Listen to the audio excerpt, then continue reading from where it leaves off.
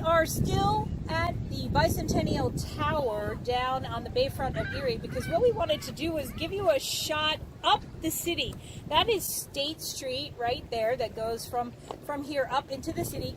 And I've mentioned that in a lot of my books. I've had characters drive on State Street as well as come down to the bay. So. Well, the State Street, also interesting fact, is the dividing line of Erie. It divides the city into east and west. And that's actually the east side, and that really is the east side where she's standing. And I'm a west side girl, and I'm over here. And east side.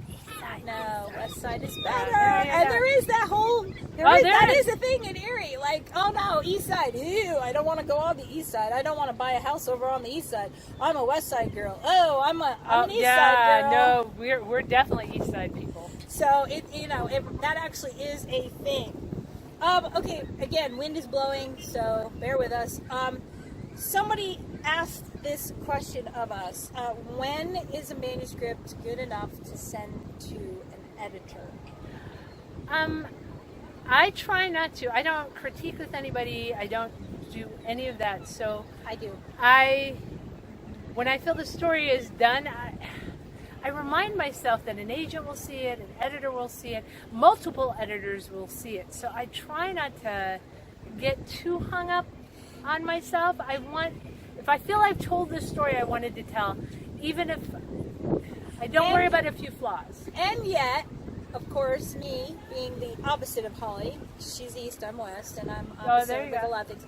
I would say to you, make it absolutely the best that you can. And again, it depends on what you mean by sending it to an editor, right? Because in this day and age, there are different, if you are sending it to an editor or an agent so they can buy it, hopefully, if you are like unpublished and you are not with an editor or an agent, I absolutely would say make it the best that you possibly can. Well, and I wasn't saying don't make it the best you can, but don't nitpick it to death. Well, I've seen people. Yes, that's a different thing. If you nitpick it to death, you truly will kill it. You could, in theory, edit the life out of a story. I have seen that happen.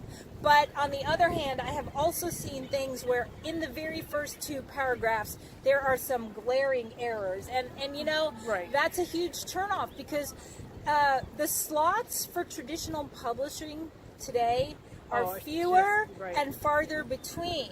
So you want to absolutely put your best. In fact, if you really, really, really want to go traditional, I would suggest hiring an editor like you would as a self-publishing person. Hire an editor first. Even if you just have them, if you're sending like just the first 3 chapters, hire someone to edit those for you. And if you're doing that, make sure you're hiring somebody who knows what they're talking about. Exactly, somebody good. And those are costly, okay? Editors do not come cheaply. But also, in this day and age, folks, don't think that you don't have to learn grammar. That is, as a former elementary teacher, that is a huge pet peeve of mine. It is not the editor's job to fix all of your mistakes. Yes, eventually they do that.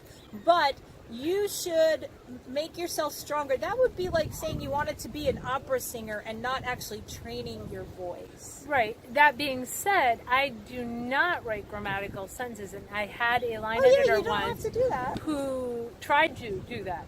Yikes. And so, my characters stop and start, so there's a lot of M dashes to indicate like the sentence just was abruptly cut off. Ellipses, I love where they're pausing and ellipses. Thinking. Right. There's a lot of contractions, and sometimes they contract words that you don't normally see. There's a boat. So, but for me, it makes sense. But I had someone try to make it all grammatical, and nobody speaks in forms that are so formal. And today we are going to we're gonna go do some. Right. So it's like everything else, I guess. Balance in all things. And the last thing, but in terms of that second guessing yourself, I will say that it does come down to, I told a story. I worked as a lactation consultant, and we had a thing called an SNS. So it's a ridiculous opening scene where a hero is talking to a heroine about a baby who's breastfed and won't breastfeed or won't take a bottle.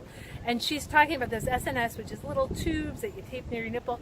She's talking about finger feeding the baby. He's hearing, tape this to your nipples and feed the babies. It was an absurd scene. And I didn't second guess it. I sent it out. The editor read it and said, "Oh, I'm buying this book. Let me finish it." And so that whole second guessing and you know what? Again, I think that worked because it was different. You know, you can, as an editor, they read so many books and they probably read so much of the same old, same old, same old. In fact, I did hear people talking about that, I think, at conference recently. Like, give them something a little bit different, something interesting. Give the readers the same thing. Readers get tired of the same old thing as well. Right. Well, that was one of my early books, and you know, looking back, I do things a little differently, but I still stand by that scene. I thought it was very funny. So make it the best that you can, but don't over obsess and don't over edit it. Don't edit the life out of it, but do make sure you fixed all your grammatical issues. And they have a before you little send like it to a spell purchasing check editor. thing Spell you can write, check. and it's not great, but it catches some of the blaring. Can often be wrong. Microsoft, I love you, but Word can often be wrong. So, No, but if you go through and read it, I find that helpful. yeah, read it out loud. Read it out loud because that slows you down enough. So Right, good tip. yeah. All right. All right, we'll see you on the next episode. Keep on tripping.